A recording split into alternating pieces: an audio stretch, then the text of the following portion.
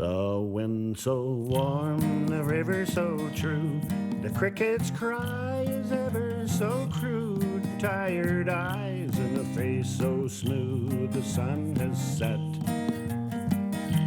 on all that I knew. The river is deep, the river is wide, time to sleep and not to cry. Lay yourself down, lay your head down. Well, this came back from the Yellowstone. Oh, okay. A lot of these are packed up and ready to go. Yeah. This is actually the machine for the cover of the catalog. Yeah.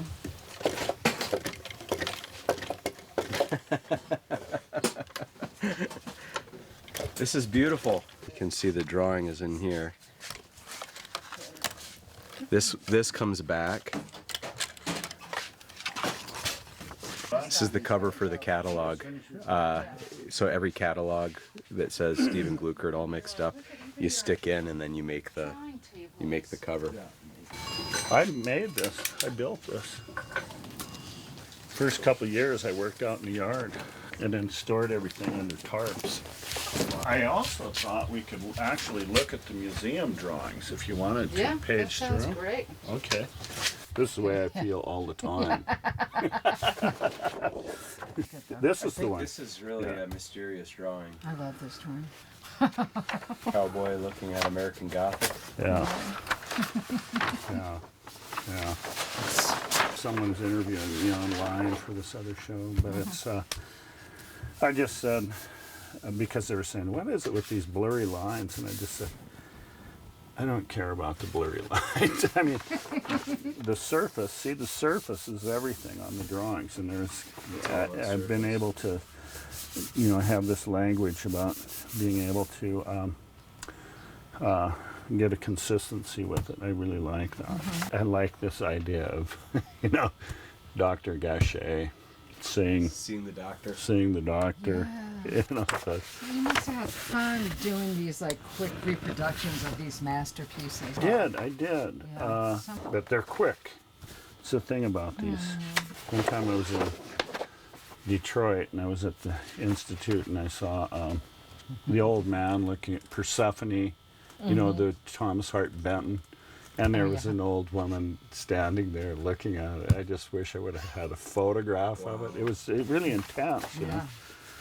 That makes me a little nervous. Yeah, well, that's why you work in a museum, huh? This is a cowboy looking at a James Turrell piece. I think that's a great piece. What the heck is this?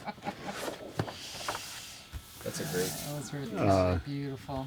I like this thing, this thing bouncing off here. Definitely. And also, look at how really crappy this drawing is. But I mean, that you can reference something like in a cartoony way, and it's okay. Yeah. Steve, do you use rulers for your straight lines? Yes. Yeah. Yeah, it's cheating. I'm cheating. One thing I like about this is creating a border where people feel comfortable handling the drawings. And that's just fine with me. You're creating something where people can grab them and flip them with the Goya. That's what I had. And a dog. Oh, yeah. Who made the vases? Yeah, who knows? This is the portrait gallery. They're in the portrait gallery. Yeah. Dogs seem kind of irreverent, don't they? Look at the shorthand for the guild. Look how nice that is. This It's thing? just barely there. Yeah, That's I really know, gorgeous. I know. Sometimes you just see amazing things in museums. Yeah, they do be. Like that. Yeah. Yeah. That idea of stacking. Yeah. Multiple views. That's beautiful. Those are great. This is when we had Ansel Adams. This guy's in an LL Bean outfit looking at an Ansel Adams photo. This one's a little funky. It's Andy Warhol boxing Ansel Adams. Being photographed. Man photographing Ansel Adams photographing an Andy Warhol.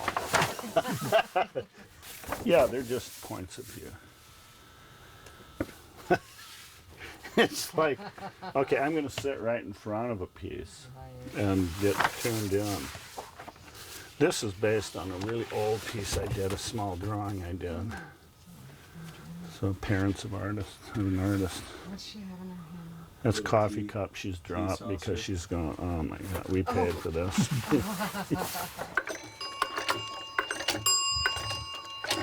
Yeah, so I've kind of revisited this theme of two birds with one stone, or two birds. And actually, Monty Dolak asked me one time, he goes, can you do a animal sculpture for the front window?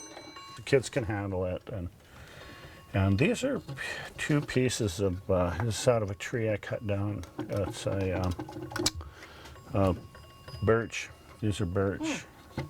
And I carved this in the car and going down the road, and then put it together. Are you driving? No, I was not driving. I didn't like that idea of using animals to, also just language. Two birds with one stone, or two birds,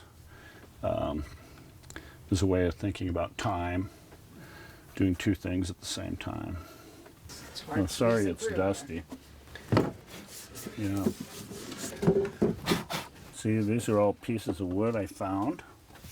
And the SP, South Pacific Lager. There's some cigar wrappers and some sardines, soap, Band-Aids. Anyway, it's a 1998 piece. This isn't going to be in the museum show, but there'll be some rat race pieces in the show, which I like using that metaphor.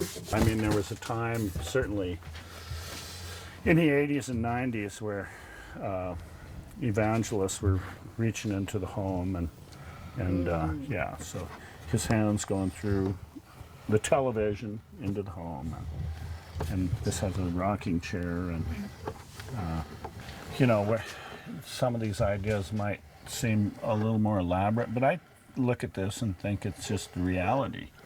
This is really how it is. You know, I like to think of myself as a realist. I didn't make this up.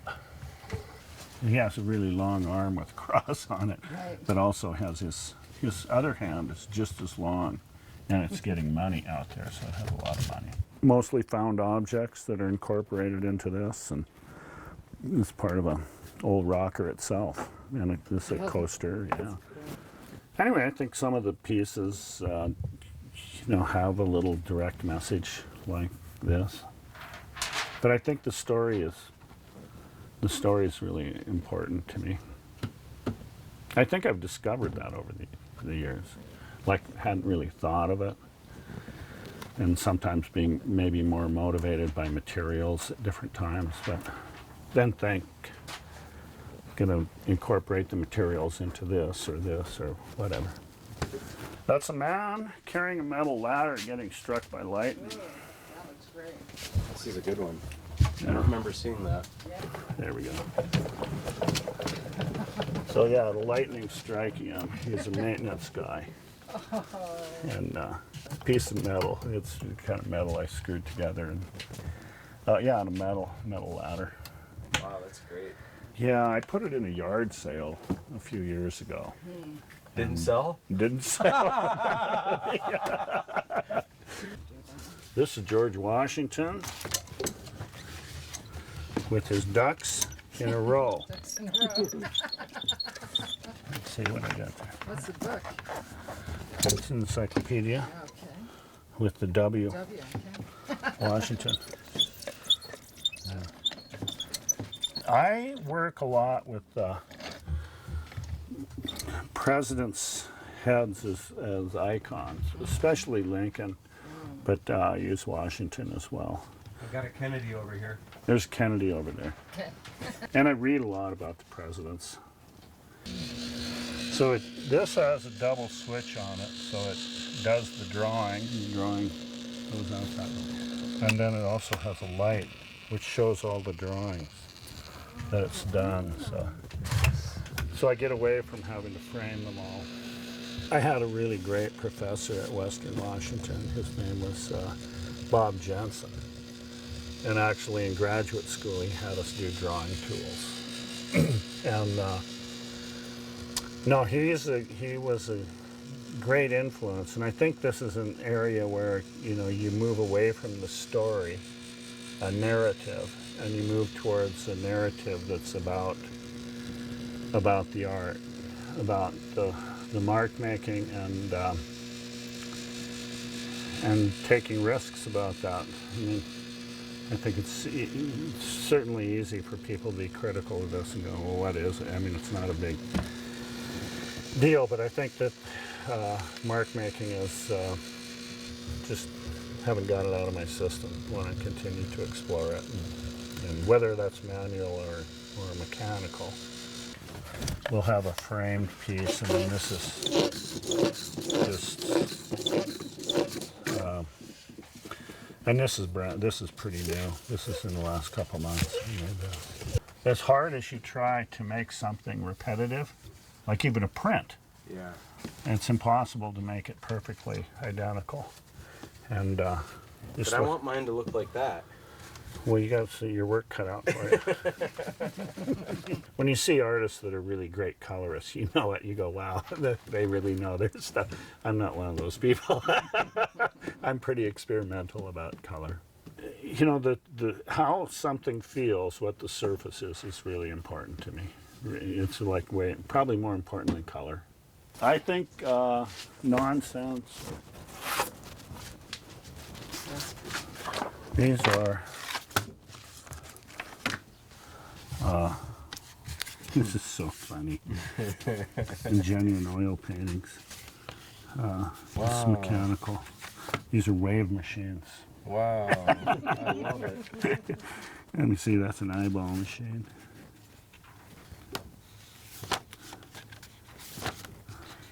You don't always draw a machine before you build it. Well, if I have any doubts, I do. This is Ding Doodle Dang. These are drawing tools. Boy, those are really rich. There's more of those. That's a nice one. That's one I want to make.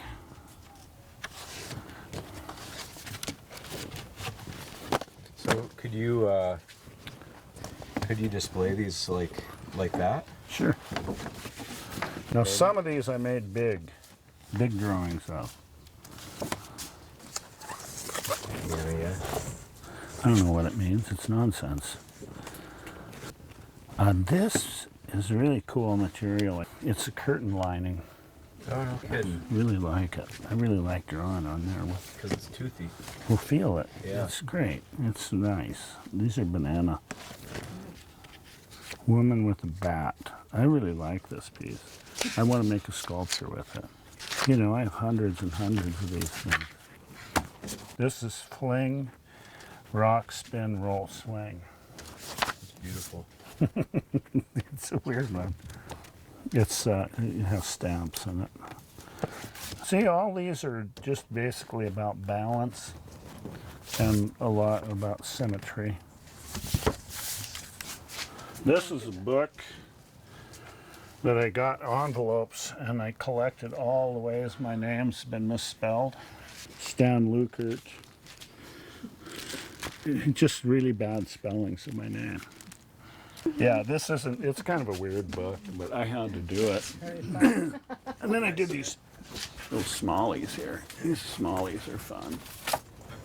Man, this cool material, this felt or something. Yeah, I found that. It used to be the bedding. It was the bedding in my truck liner. Okay, here's one. This, I like this piece. Stan Looker. I like this book. This little book is... Glenn Glooker.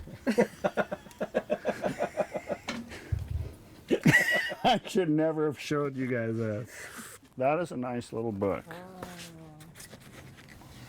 Yeah, these are cool. This is a... And this material, that's that lining, eh? Yeah, Yumo Quo. And it's... I did cut up $1 for this one. This is a nice little book. I like this book. This took me a while. That's beautiful. Now, you see how far this is away from the story. But you know, it's not far away from the story because inside the covers are dictated by several rules. As you go through, you discover what those rules are. And those rules are 2 or 3 things related to the composition. That's what I mean, in my mind, That's the that's what the story is. Horizontal Material. stories, yeah, it's great. Found, oh, there's a 2 cheater. Snuck in there. Wow, sword swallower. Yeah, Oh my gosh. That's wild. yeah, it's a sword swallower. Did a circus act. This is Ron and Nancy Reagan. Ron and Nancy. Yeah. I did this way back. Pretty crazy. Yeah. That's a good one. Blue boy. There'll be a couple blue boys in the show. And this is a piston setter tool. That's what this is. I like putting these things together. You know, that base is from a diner stool. It's called Vietnam Vet. Oh, that's in the show. That's in the show. And it's, I mean, isn't it wild? We moved through this whole time period where we've had these guys on the streets, and now there's fewer of them on the streets now. But you know what? It's no longer Vietnam vets. Yeah. It's a rock beds. It's Iraq and all of the Middle East excursions and just the sheer number of vets that have gone and sacrificed a lot. This is a good example of like, I am constantly drawing and making notes. I don't know if that helps me or hinders me, but you know, those drawings, all those drawings, those shelves down there are full of drawings. I don't know, I try to be more economical about my energy that I put into things. Like when I hear people say, man, I just can't come up with an idea. Like, that just dumbfounds me. Like, I just think, okay, I feel like my head is ready to explode every day. But, you know, I have really wonderful support. Bev has really supported me. Hopefully I have returned as much. Still carving Let's get those tools around. Those are great. That's beautiful. Yeah, those are, I want a display of your Yeah. handmade machetes. there's some over there. Yeah, so don't pull that out. That's a meat cleaver. Look at that. Yeah, that was my grandfather's. Beautiful. Okay, that is a portrait of Papua New Guinea. It's a Papua New Guinea woman, and that's the bird of paradise. It's the bird of paradise, which is the symbol for New Guinea. The bird of paradise is the unifying symbol in the country. I carved that piece in New Guinea. You know, it's a growing nation. Yeah, it spins its tail. Yeah. She doesn't look too happy, this gal. She doesn't? No. Well, she's Looks tough, though. she is tough. Yeah. And actually, the way she is, she's a woman from what's called the Highlands, which is the center of the country. Yeah. The women make everything function and work and rational, and any kind of convenience there, there's a woman behind it, you know. Spin it again. It's, and this was one of the first pieces I made when I was there. Isn't that amazing? See, and it's, and the carvers just thought it was great. They loved it. They just loved it. Because they don't work this scale at all. They were Huge, huge. And this would be called Imna Puck Puck, which would be, oh, like a crocodile, you know. it's hard to be an artist being transplanted into a different culture because, you know, you want to bring something different to the dialogue. And so I tried to. I don't know how successful that was. Oh, yeah. That's a snake handler. Nice. I made that a long time ago, but it's been outside for a long time. And when did you start making art? You probably made art in elementary school and fifth I grade. did. I did make art in elementary school. I think we were very fortunate. I had nuns, actually, who were our teachers, and I think their main emphasis in the arts was music and singing and understanding notes. And I don't think that they were as emphasized the visual arts as much as they probably do now, but I always drew and was always using the wrong colors. And that's the key. Using the wrong colors, you're an artist, man. They said, make the green stems. No. I think advice for a young artist in elementary school is just keep doing stuff, and don't listen to people that tell you that it's wrong. Don't ever listen to anybody that says that it's wrong. You know, just keep doing art. You get to be an adult, and then you'll figure out what's right and wrong. I'm still trying to figure that out. But just keep hammering away at it. You know, whatever's inside you is gonna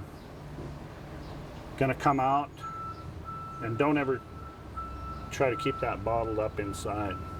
Don't do that. So, have fun.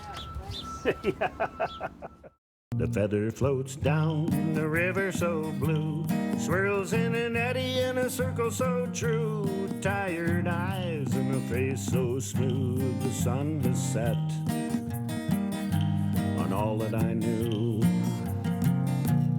The river is deep, the river is wide, time to sleep and not to cry. Lay yourself down, lay your head down. Lay yourself down, lay your head down.